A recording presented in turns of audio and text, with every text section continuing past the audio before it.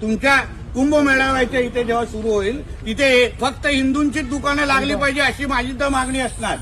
कशाला पाहिजे तिथे गोल टोपी दाढीवाले तिकडे त्यांची दुकानं थुकून देतात. तसं पण सगळं आध्यात्मिक थुकून देतात. मग या सगळ्या अगर हिंदूंचा एवढा मोठा सण आहे, हिंदूंचा एवढा महाकुंभ आहे, तिथे सगळे हिंदूंचीच दुकानं असली पाहिजे माझं असं म्हणणं आहे.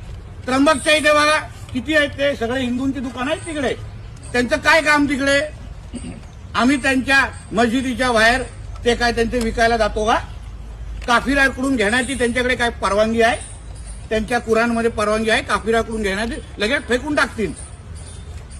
मग महाकुंभच्या इथे पण आजूबाजूचे ते फिरकता पण कामा नाही असे, मग ते पण नाव बदलून येणार. मग दुकानाच्या बाहेर जय श्रीराम फुलवाले लिहिणार आणि आतमध्ये अब्दुल बसला असणार. हे सगळे लोक हे गोष्टी. आता तुम्हाला अगर आमचा नियम कायदा पाळायचा नाही ना, आम्हाला पण तुमची घाण नको तुमच्यासारखी. कुंभमेळ्याच्या अनुषंगाने मागणी करणार आहे. मागणी नाही, झालंच पाहिजे. माझं म्हणणं आहे सगळ्या हिंदू समाजाने जे काय आमचे साधू संत येतील, जे काय आयोजन, सगळ्या लोकांनी सतर्क राहून हिंदूंचीच दुकानं महाकुंभच्या इथे लागलीच पाहिजे. दुसऱ्यांना जागा नको. कारण का ते मूर्ती पूजन करत नाही, ते आपल्या धर्माला मानत नाही. तुम्ही अगर तुमच्यासाठी आम्ही अगर काफिरत असू तर तुमचं काम काय तिकडे? आमच्याकडून घेण्यात तुम्हाला हराम आहे म्हणून तुम्हाला थुकायला लागतंय.